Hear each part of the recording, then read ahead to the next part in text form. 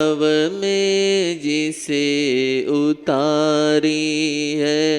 अरिहंताणम पद पहला है, अरियारती दूर भगाता है। सिद्धाणम सुमिरन करने से मन वांछित सिद्धि पाता है। आयरियाणम तो अष्ट सिद्धि नवनिधि के भंडारी है। नवकार मंत्र है,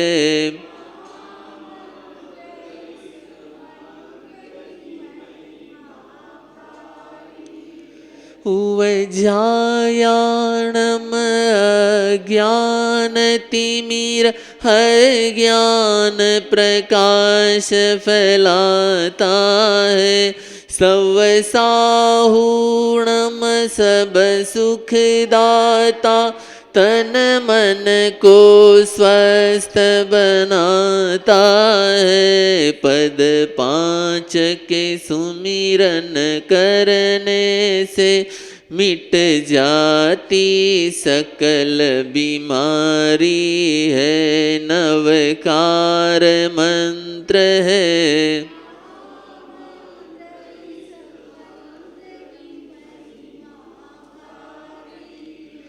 श्रीपाल सुदर्शन मयन रया, जिसने भी जपा आनंद पाया। जीवन के सूने पतझड़ में फिर फूल खिले, सारभ छाया। मन नंदन वन में रमण करे, यह ऐसा मंगलकारी है। नवकार मंत्र है,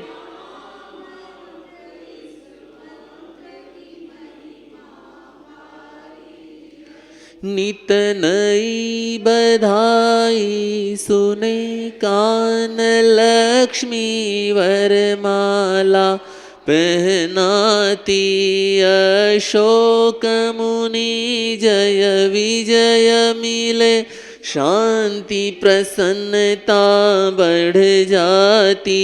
सम्मान मिले, सत्कार मिले, भव जल से नैया तारी है। नवकार मंत्र है,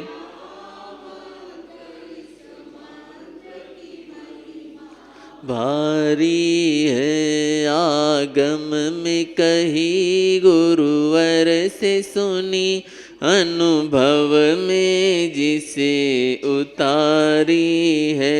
नवकार मंत्र है,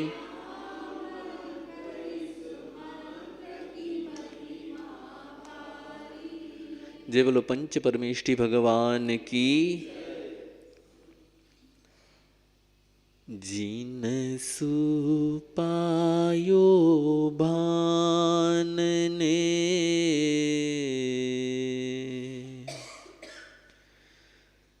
ज्ञान नेत्र दाता।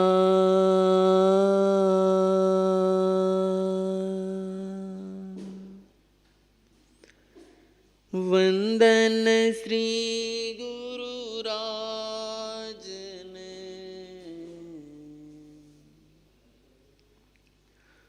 मोक्ष मार्ग दाता। प्रभु जी मोक्ष मार्ग दाता।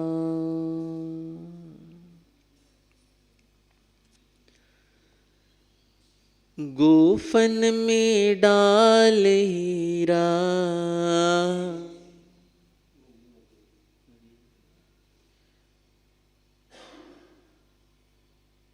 गोफन में डाल हीरा छिड़क ले।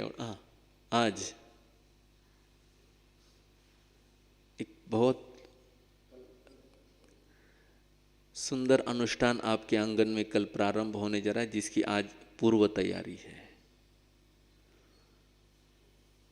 तो जो एक मानवता का सुंदर अनुष्ठान कल अपने आंगन में संपन्न होने जा रहा है, उसी की भावना को जगाता हुआ एक गीत। नदियाँ न पिए कभी अपना जल,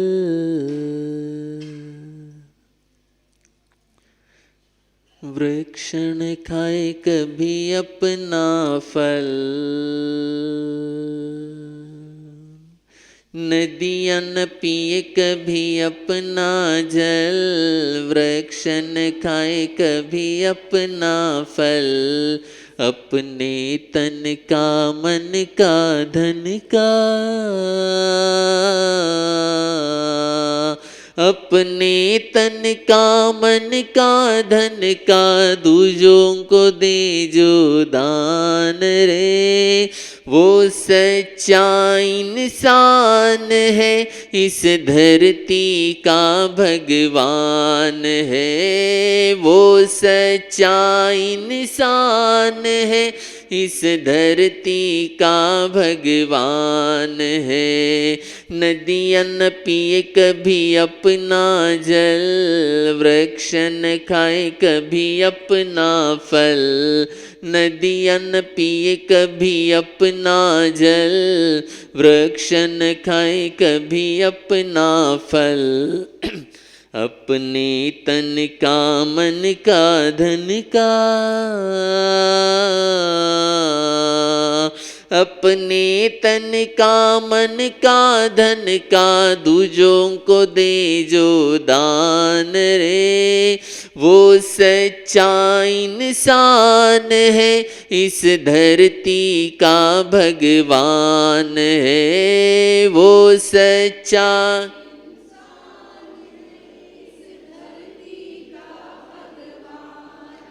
अगर जिसका अंग जले, दुनिया को मीठी सुवास दे। अगर जिसका अंग जले, दुनिया को मीठी सुवास दे। दीपक सा जिसका जीवन, दूजों को अपना प्रकाश दे। दीपक सा जिसका जीवन, दूजों को अपना प्रकाश दे। धर्म है जिसका जीनवानी गाथा,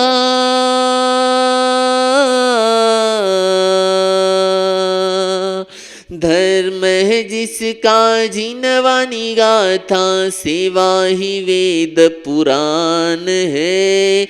वो सच्चा इंसान है, इस धरती का भगवान है। वो सच्चा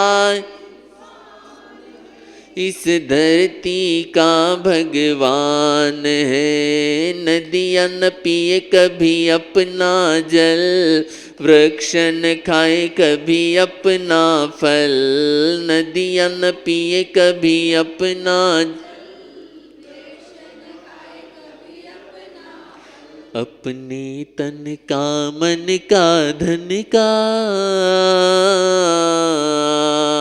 अपने तन का मन का धन का, दूजों को दे जो दान रे। वो सच्चा इंसान है, इस धरती का भगवान है। वो सच्चा इंसान है, इस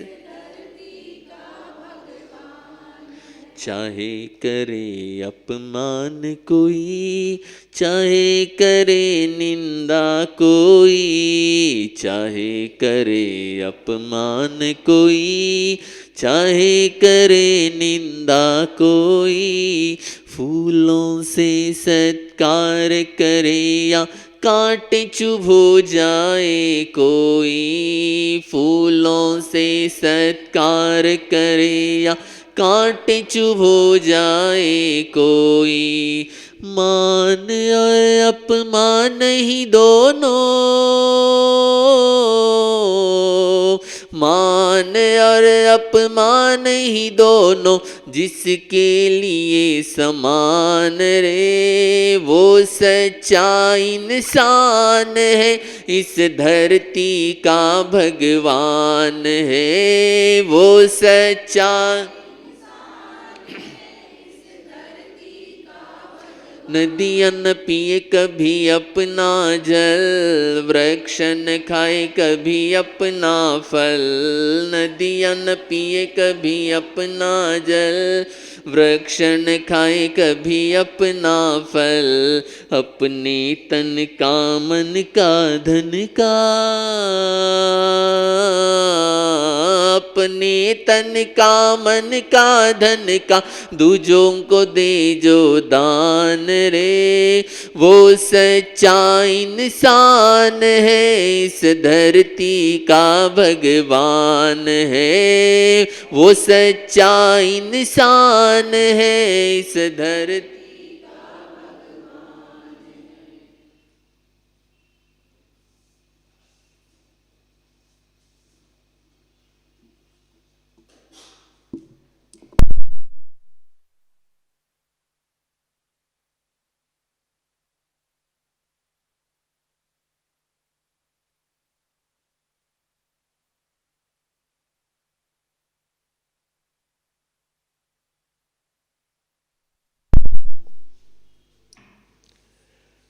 जय बोलो महावीर स्वामी की जय।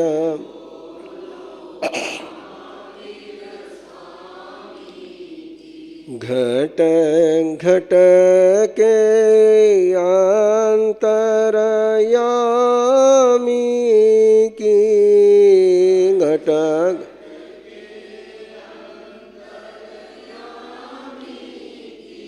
जय बोलो महावीर स्वामी की जय बोल।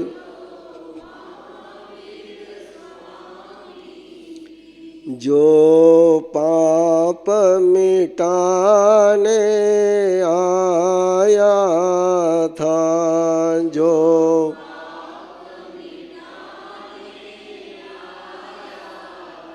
भारत को आन जगाया था,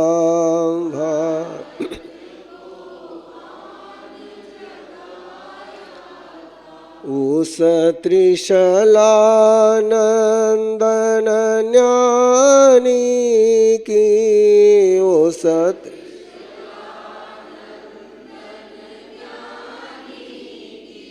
जय बोलो महावीर स्वामी की जय।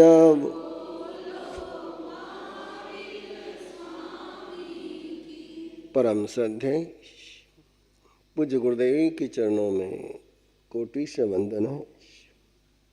विराजमान स्नेही श्री तीर्थेश श्री महाराज साहब, उपस्थित भव्य आत्माओं, जीवन में समस्याएं क्यों आती हैं और हाथ में आया हुआ समाधान हाथ से खिसक क्यों जाता है?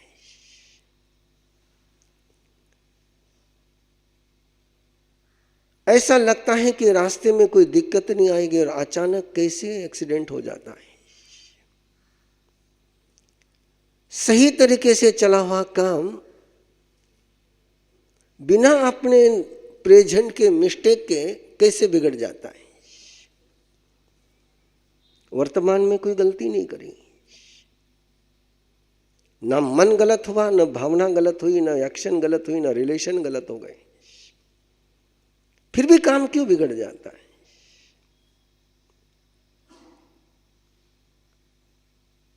सारा कुछ व्यवस्थित चल रहा था, अभिषेक की तैयारी थी राम की, राज्याभिषेक होना ही था। किसी के मन में किसी प्रकार का कोई कुछ भी नहीं था। पहले दिन तक तो कई भी खुश थी और अचानक कई का मन क्यों पलट गया है? जिसकी बात नहीं सुननी चाहिए। मंथरा कोई उसकी सास नहीं है, मंथरा कोई उसकी मां नहीं है, मंथरा दासी है, मंथरा कोई सलाहकार भी नहीं है। क्यों ऐसा हुआ है? कोई पिता जिस बेटी पर गौरव करना चाहिए, कोई बेटी जवाब दे कि पिताजी आप चिंता मत करो, आप जहां भी दोगे मैं सुखी ही रहूंगी। ऐसी बेटी पर गौरव करना चाहिए, उस पर गुस्सा करना चाहिए। ऐसी बेटी पर गुस्सा क्यों आया पिता को? और क्यों ऐसा मन बना कि इसको ऐसे उलझन में उलझा दो कि जिंदगी में सुखी न हो पाए? कोई बाप ऐसा सोच सकता है? ऐसा सोच बाप का क्यों बना? ऐसी बहुत सारी परिस्थितियां अपने भी जीवन में आती रहती है और उस समय हम कभी उसके मूल कारण पर नहीं जाते। अभी अभी जस्ट पिछले साल कोरोना कोविड का एक माहौल बना था और आपने देखा होगा कि 105 उम्र की एक मां भी कोरोना कोविड से स्वस्थ होकर के बाहर आ गई और कई 20 साल के जवान कोरोना कोविड की खबर मिलते ही रवाना हो गए। ट्रीटमेंट का अवसर ही नहीं मिला। What is the reason?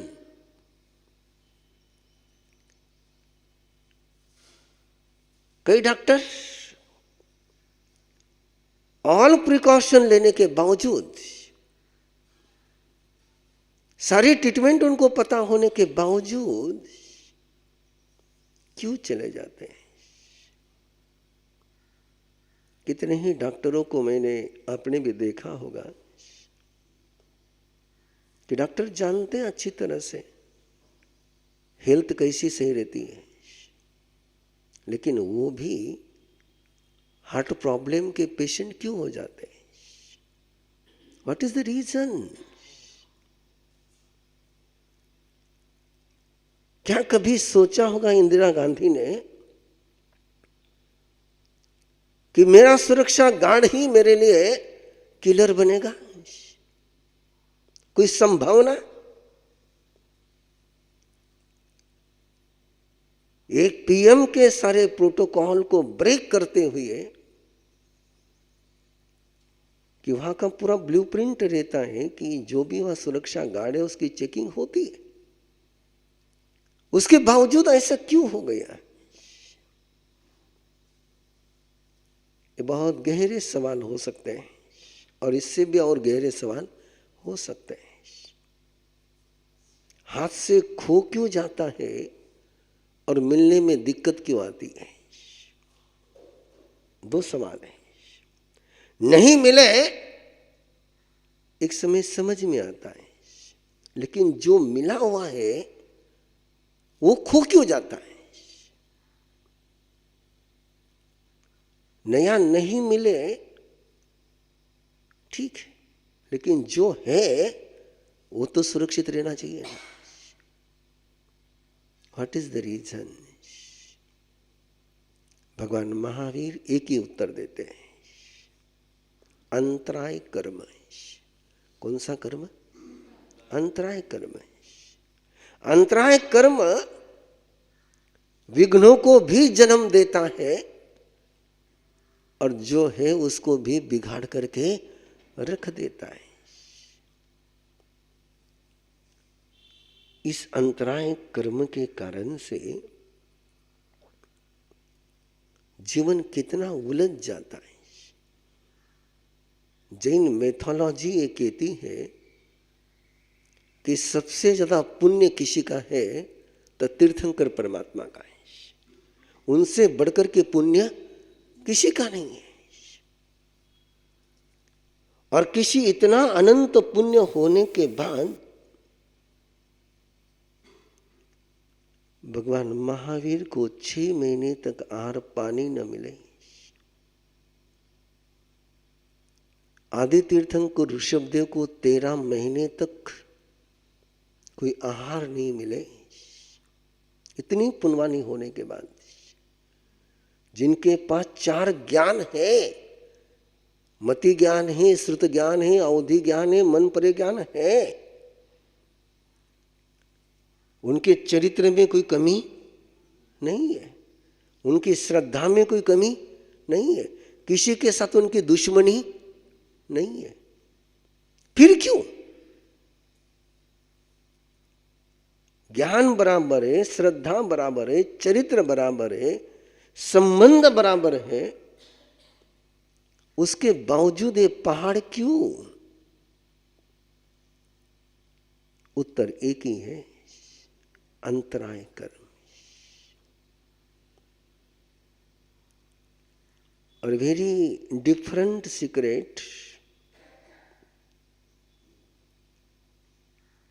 आपको लगता है कि जब नहीं मिलता है तब अंतराय कर्म होता है, जब सब कुछ होकर के भी अपन खा नहीं पाते हैं तब भोगांतराय होता है, सब कुछ होकर के भी एलर्जी के कारण से पहन नहीं पाते तब उपभोगांतराय होता है, सब कुछ होने के बावजूद भी खुशी नहीं होती है तब कहते वीर्यांतराय होता है। आप सामायिक करते हो, आप पूजा करते हो, आप दर्शन करते हो, लेकिन क्या जो खुशी भरत चक्रवर्ती को होती थी उस खुशी का एहसास अपन कर पाते हैं? वो आनंद अंदर में जन्मता है। जो पुण्य श्रावक को सामयिक में आनंद आता था वो हमें आता है? क्यों नहीं आता है? जिसको नहीं मिले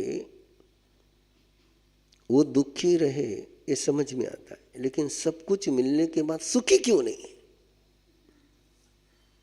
बात समझ में आ रही है मेरी?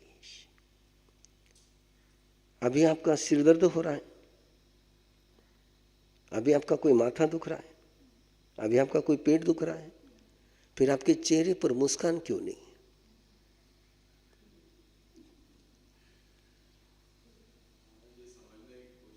नहीं, अच्छा है, अभी की बात भी ठीक है ना, हमेशा की बात भी ठीक है। जब दुख होता है तब रोना शुरू होता है, जब दुख नहीं होता तब खुशी क्यों नहीं होती है? परमात्मा फरमाते कि वीर्य अंतराय कर्म जब उदय में आता है तब दुख नहीं हो तो भी खुशी नहीं होती है। क्या गजब की बात बताई परमात्मा ने। ठंडी नहीं है लेकिन गर्मी नहीं लग रही, गर्मी नहीं है लेकिन ठंडा नहीं लग रहा है। क्या मजा है? गर्मी होने के बाद गर्मी का एहसास हो जाए ठीक है, गर्मी नहीं फिर भी गर्मी लग रही है, ऐसा होता ही नहीं होता है। जब बुखार आता है तब गर्मी रहती है, जब बॉडी में बुखार आता है तब क्या बाहर का टेम्परेचर बढ़ता है? किसका टेम्परेचर बढ़ता है? अपना ही बढ़ता है। बिना बाहर के गर्मी लग जाती है। जब किसी को निमोनिया हो जाता है बाहर में कोई ठंडी नहीं पड़ती है। जब मलेरिया हो जाता है तो कितना ही ओढ़न ओढ़ लो ठंडा क्यों? कहां पर गड़बड़ है? इसको कहते हैं वीर्य अंतराय। लेकिन इन चारों अंतराय में भी महत्वपूर्ण अंतराय पांचवी है जो पहले नंबर पर है। अपने पास प्रेम है लेकिन किसी को दे नहीं पाते। अपने पास ज्ञान है लेकिन किसी को दे नहीं पाते। अपने पास बहुत धन है और ये पता है कि साथ नहीं ले जाऊंगा, तब भी देने का मन नहीं होता है। और किसी को देता हुआ देख करके पेट दुखने लग जाता है।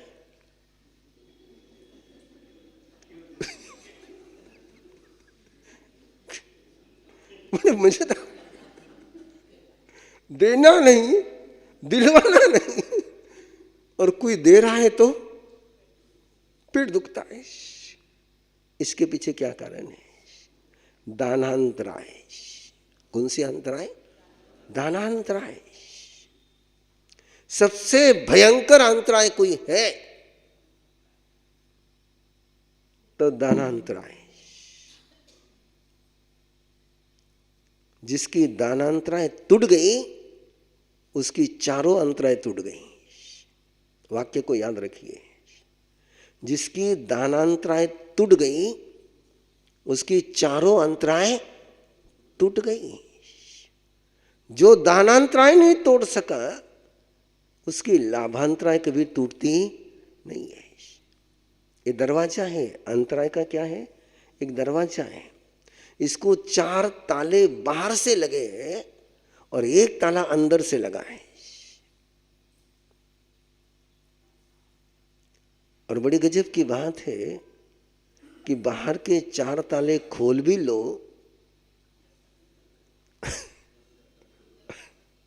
आपको तो यह अनुभव ही है ना। और गजब की बात है कि अंदर का ताला खुल गया तो बाहर का ताला खोलने की जरूरत है, वो ऑटोमेटिक खुल जाता है। ऑटोमेटिक खुल जाता है। समझ ले इसको, साइंस की भाषा में समझ ले। क्या आपको लगता है ऑक्सीजन के सिलेंडर के कारण से किसी को आप जिंदा रख सकते हो? जरूरत पड़ी है, लेकिन क्या उससे कब तक जिंदा रहेगा वो? जब तक उसके अंदर ऑक्सीजन होगा। वो ऑक्सीजन को ऑब्जर्व कर सकता होगा तो ही ऑक्सीजन का सिलेंडर काम में आएगा। और जिस दिन उसके लंग्स ऑक्सीजन को ऑब्जर्व करने से इनकार कर देंगे, उस समय तुम एक नहीं 10 सिलेंडर लगा दो, काम में आने वाला नहीं है। और यदि अंदर में ऑक्सीजन ऑब्जर्व करने का सामर्थ्य है तो बाहर में ऑक्सीजन का सिलेंडर हो या नहीं हो कोई फर्क नहीं पड़ता है। एक्सोमीटर का तो प्रयोग किया ही होगा सबने कोरोना कोविड में। ऑक्सीजन का लेवल का बाहर का बढ़ता है कि अंदर का बढ़ता है? कम कहां से होता है? बाहर तो उतना ही ऑक्सीजन है, फिर अंदर का ऑक्सीजन कम क्यों हो गया? और अंदर में ऑक्सीजन लेने का सामर्थ्य बढ़ जाए तो बाहर में से ऑक्सीजन आराम से लिया जा सकता है। ये अंदर का जो ऑक्सीजन लेने का एक सिस्टम है ना, इसको दानांतराय कहते हैं। सभी मीठा खाने वाले को डायबिटीज होती है और जो नहीं खाते उनको डायबिटीज नहीं होती है।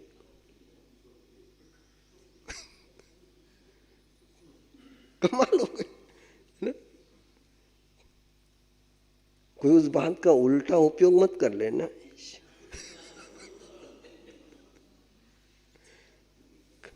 हमें बहुत अलग अलग तरीके के लोग मिलते रहते, इसलिए बहुत सजग होते हैं। हमको भगवान तो कम मिलते हैं, भगवान के अपोजिट पार्टी के लोग बहुत मिलते रहते हैं। सिकंदराबाद हैदराबाद में चतुर्मास के पहले प्रवास चल रहा था। एक श्रावक के आंगन में रुके हुए थे, बड़ा परिवार, जॉइंट फैमिली। और दादाजी को हेवी डायबिटीज, पूरा परिवार परेशान कि दादाजी मीठा नहीं खाए और दादाजी मीठा खाए बिना रहे नहीं। तो परिवार वालों ने कहा कि महाराज दादाजी आपको बहुत मानते हैं, आप थोड़ा दादाजी को समझाओ। मैंने कहा दादा को समझाना कौन सी बड़ी बात है, बुलाया। मैंने बुलाया, मैं कुछ बोलूं उसके पहले उन्होंने बोलना शुरू किया। बोले महाराज साहब पहले एक सवाल का जवाब दो, मैं मीठा नहीं खाऊंगा तो मरूंगा या नहीं मरूंगा?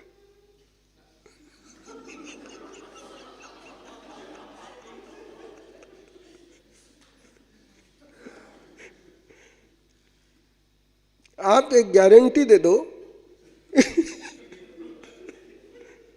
मीठा नहीं खाएगा तो तू मरेगा नहीं, मैं आज मीठा छोड़ देता हूं बोले। मैंने कहा ये कौन कह सकता है? बोले फिर महाराज साहब, खा करके भी मरना है, बिना खाए भी मरना है, तो खा करके क्यों नहीं मर?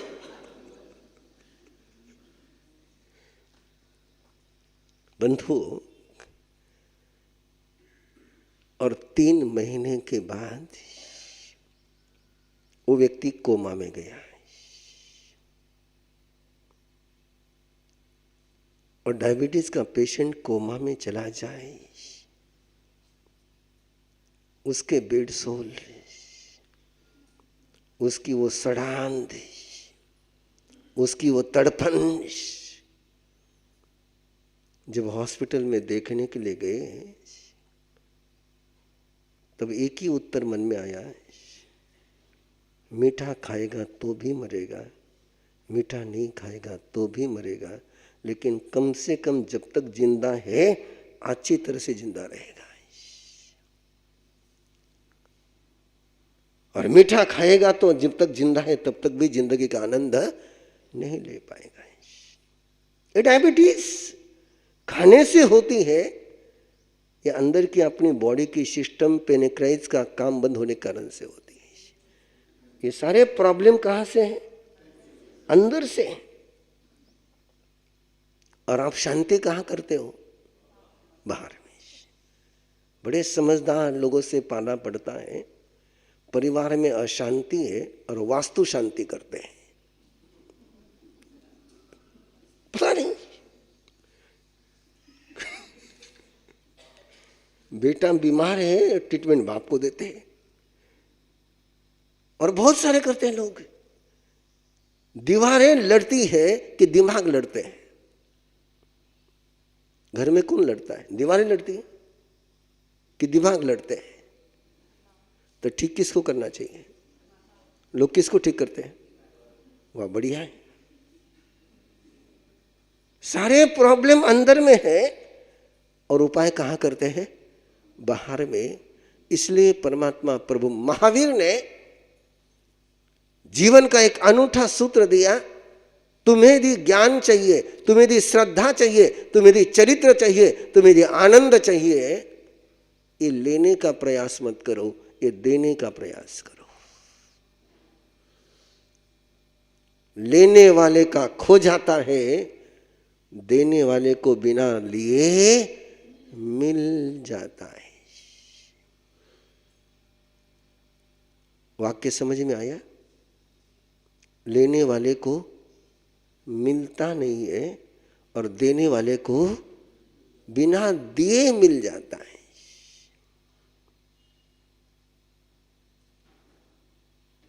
पहाड़ पर पानी बारिश ज्यादा होती है कि समुद्र में बारिश ज्यादा होती है? बारिश कहाँ होती है? सब बारिश, सारी बारिश पहाड़ पर होती है, लेकिन पानी पहाड़ी पर है, पानी कहाँ जाता है सारा? क्यों?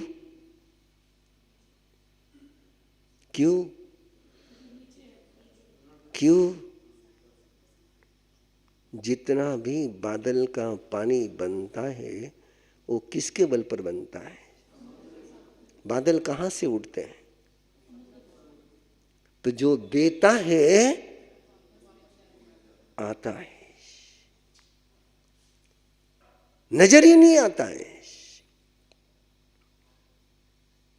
चला आता है। कहीं पर भी पानी गिरेगा तो पानी की गति एक ही है, समुद्र के तरफ। चाहे जितने रास्ते में अवरोध आ जाए, पानी कहां पहुंचेगा? समुद्र में ही पहुंचेगा। ये सूत्र परमात्मा ने बहुत ज्ञान से इस सत्य को बताया कि तुम्हें यदि सागर बनना है, चारों तरफ से तुम्हारे में आता ही रहेगा, बस तुम देना ऐसा शुरू करो, ऐसा शुरू करो कि तुम्हारा दिया हुआ किसी को नजर ही नहीं आए। जब बादल बरसते हैं, आप कभी कहते हो क्या सागर बरस रहा है?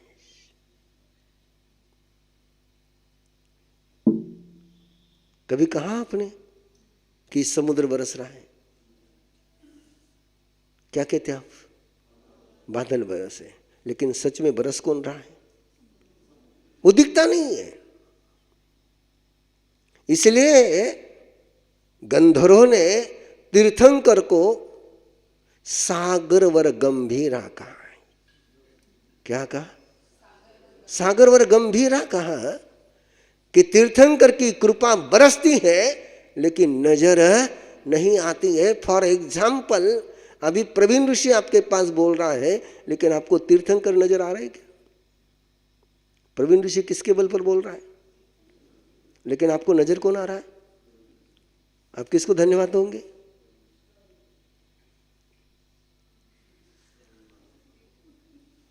लेकिन सच में कौन धन्यवाद का अधिकारी है? नहीं, मैं आपसे यह वाक्य बुलवाना चाहता हूं क्योंकि आपका ये कैरेक्टर है। आप कभी भी अपने तीर्थंकर परमात्मा को धन्यवाद नहीं देते हो।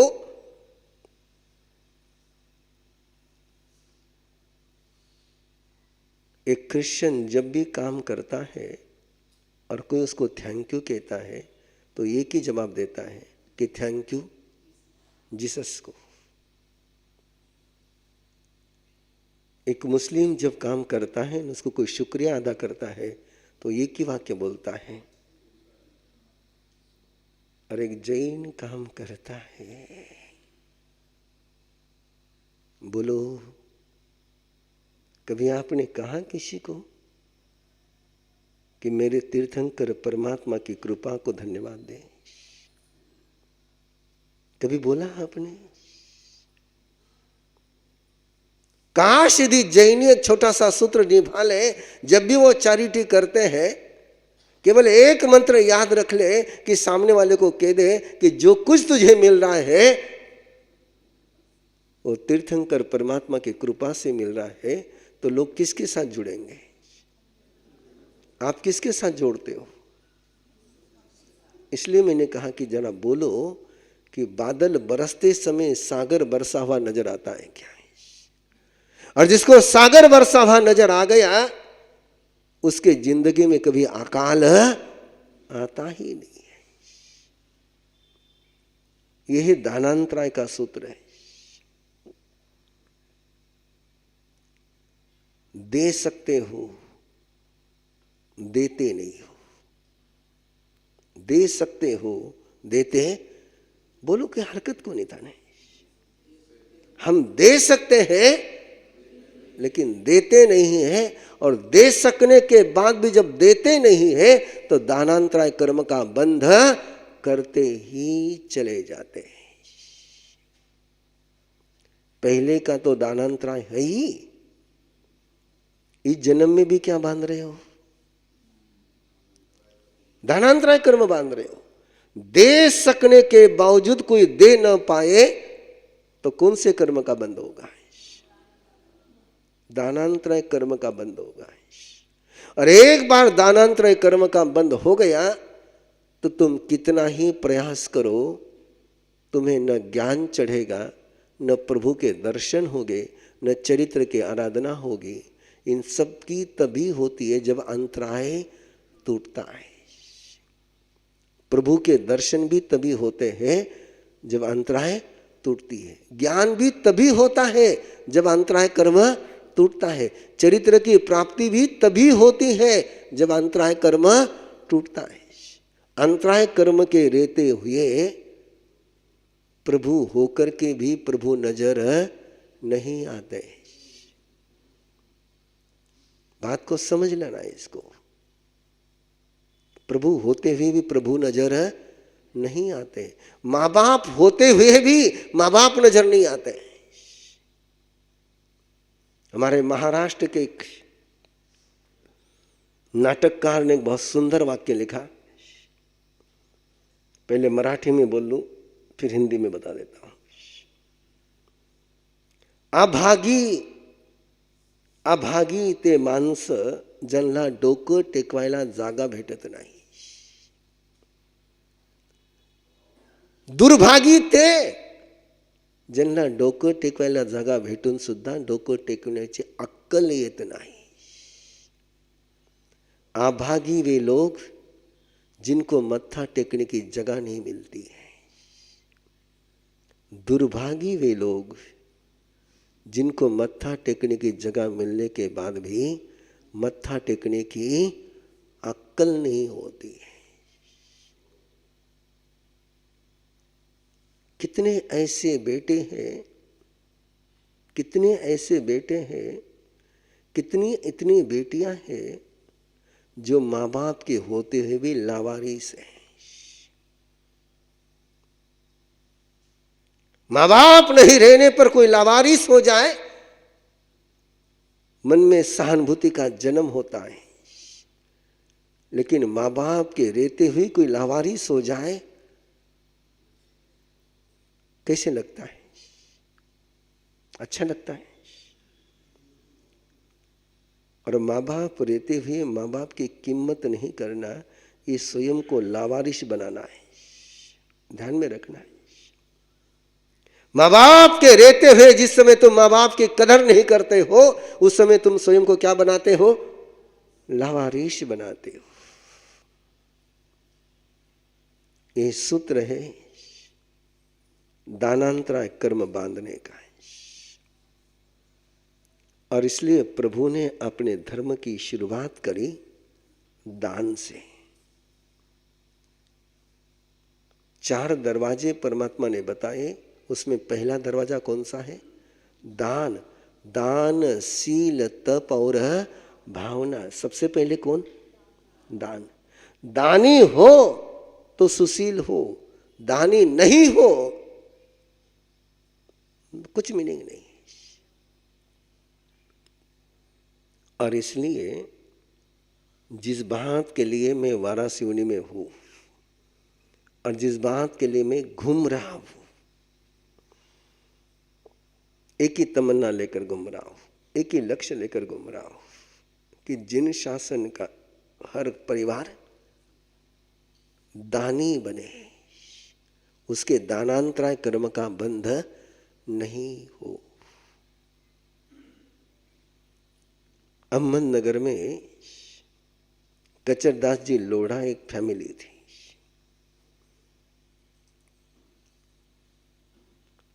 ऐसा व्यक्ति जिसने आचार्य भगवंत से आनंद ऋषि जी महाराज साहब के 4 महीने का चौमासा अकेले ने कराया है.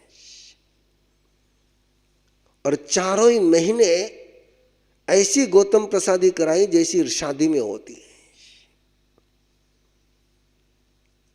लेकिन उनकी हिस्ट्री यदि सुनोगे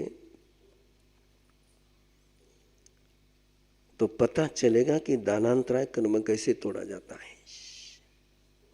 उस व्यक्ति की बहुत सारी बातें मैं आपके साथ शेयर करूं. हर त्योहार पर वो अपने घर के आंगन में नई साड़ियां, नए कपड़े लेकर के बैठता था. लोग आते, नीचे देख करके देते चले जाता था. आसपास में कुछ लोग बैठे रहते चमचे, और कोई लेने वाला दोबारा लेने के लिए आ गया तो चमचा कहता ये पहले लेकर के गया. बोले चुप, तुझे क्या करना है? आप कर पाओगे? वो कभी किसी ने 2 बार 3 बार भी साड़ी लेकर के गया तो उसने देने से इनकार नहीं किया. लेकिन भर जवानी में दिवाला निकल गया था. और ऐसा दिवाला निकल गया था, ऐसा दिवाला निकल गया था कि सुसाइड कर ली थी. जहर खा लिया था. महासती सी सुमति कंवर जी घर पर पहुंचे, मंगल पाठ सुनाया, ट्रीटमेंट करी, जहर से मुक्त हो गए. और बाद में केवल एक संकल्प उनको दिया, एक संकल्प दिया, बिना खिलाए खाना नहीं, बिना दिए लेना नहीं. और उसके बाद उस व्यक्ति ने पीछे मुड़ करके नहीं देखा है। दानांतरा जब टूटती है तो आने के सारे रास्ते खुल जाते हैं। इसलिए गौतम लब्धि का अनुष्ठान, ये मत सोचना कि दूसरे पर उपकार करने का अनुष्ठान है, दूसरे पर एहसान करने का अनुष्ठान है, ये मत सोचना।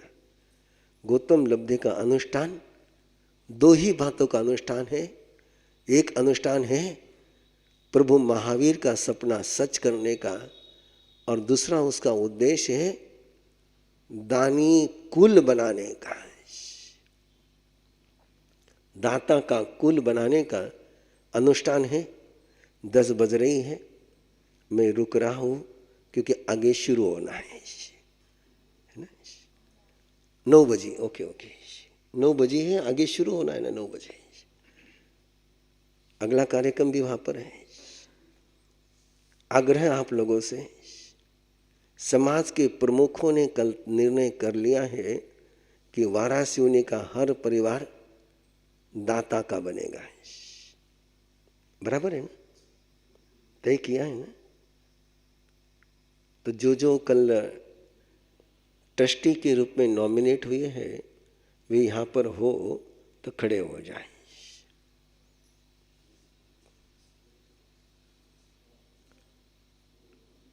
चार नाम थे आपके ट्रस्टी के रूप में, जो 4 नाम अपने कल तय किए, अभी यहां हो तो खड़े हो जाए।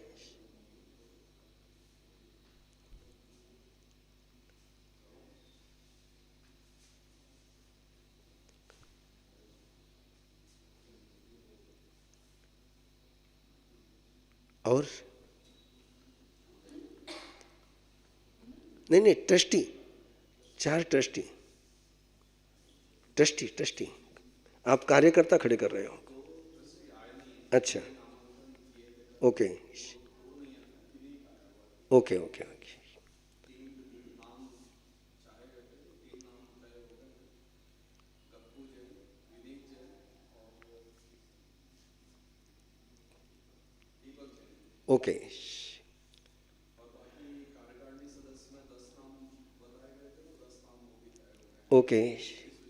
नहीं, 15 नाम चाहिए आपके।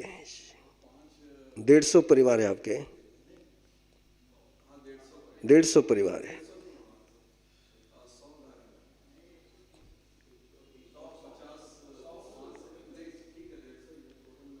भैया, जितने चौके हैं उतने घर हैं, जितने चौके उतने घर हैं, जितनी छत है उतने घर नहीं है, जितने चौके उतने घर हैं। और मुझे लगता है कि आंकड़ा 150 के आगे निकल जाएगा।